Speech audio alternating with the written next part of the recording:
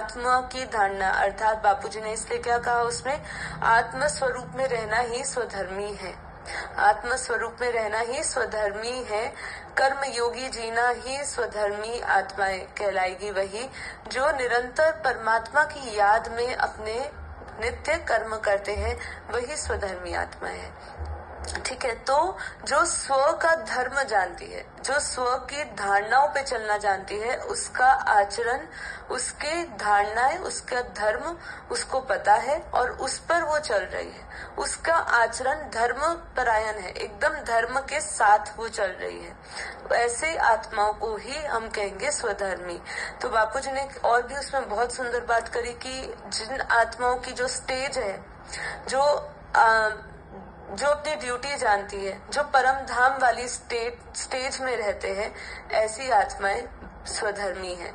ठीक है, तो आपका जो बेहद के स्वधर्मी आत्माएं हैं, अब उनका कर्तव्य क्या बनता है? उनका कर्तव्य यही बनता है कि जो बाप ने आपको सिखाया है, पर चिंतन पतन की जड़ है।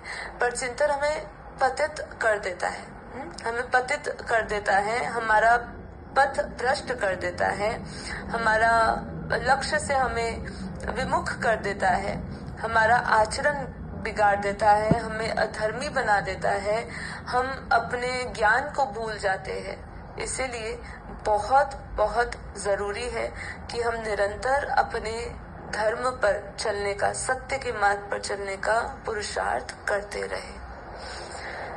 मैं हर वीडियो में अभी कह रही हूँ कि समय बहुत ही नाजुक है, आने वाला है समय, और इस समय को ध्यान में रखते हुए बहुत जरूरी है कि आप अपने मन बुद्धि का बैलेंस बनाए रखें। हमें जितना हम ज्ञान और योग में रहेंगे, उतना हम जो परिस्थिति होगी, प्रतिकूल परिस्थितियों में हम अपने आप को तैयार रख पाएंगे, शांत रख पाएंगे, परम शांति में रह पाएंगे। और ऐसे परिस्थिति में यदि आप परम शांति में रहेंगे, तो ही आप लोगों को परम शांति दे सकेंगे। ठीक है, तो जो विश्व कल्याणकारी आत्माएं हैं, जो बेहद की स्वधर्मी आत्माएं हैं, वो स्वधर्मी आत्माओं का काम ही यही है कि वो परम शांति के वाइब्रेशंस को बनाए रखे, खुद परम शांति के वाइब्रेशंस में रहे, जिससे कि कोई भी परिस्थिति आने वाले समय में हो तो वो सभी आत्माओं को परम शांति दे। उस समय उनका ये कर्तव्य होगा सबसे पहले, और वही स्वधर्मी कहलाएगी, वही बेहद की आत्माएं कहलाएगी।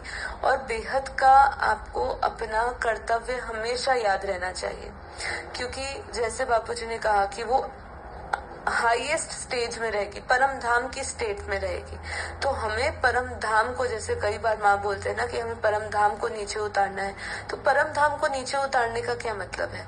आप जब उस स्टेज में रहेंगे, परम धाम की स्टेज में रहेंगे, निराकारी आदि अनादि स्वरूप में रहेंगे, तो आप कौन सी एनर्जी में, जिस एनर्जी में रहेंगे, वही एनर्जी का आपके आसपास ऑरा होगा, वही वाइब्रेशंस आपके घर के बनेंगे, वही वाइब्रेशंस आप देश के बनाएंगे, वही वाइब्रेशंस आप पूरे विश्व के बनाएंगे, और वही वाइब्रेशंस पूरे हम ब्रह्मांड, महाब्रह्मांड और मल्टीवर्स के बनाएंगे।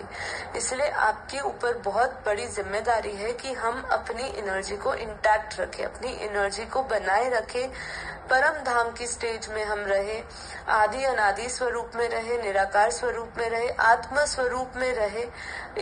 इसकी प्रैक्टिस जितना हम करते जाएंगे, जितना हम लगातार इसका पुरुषार्थ बढ़ाएंगे, उतना ही समय भी नजदीक आएगा, और साथ ही साथ जो लक्ष्य या जो इस पूरा वाइंड अप प्रोसेस है, वो प्रोसेस भी जल्दी होगा। बेहद की परम शांति सोचो, बोलो परम शांति। Join us daily for our morning live meditation, Monday to Saturday, 5:30 to 6:30 a.m.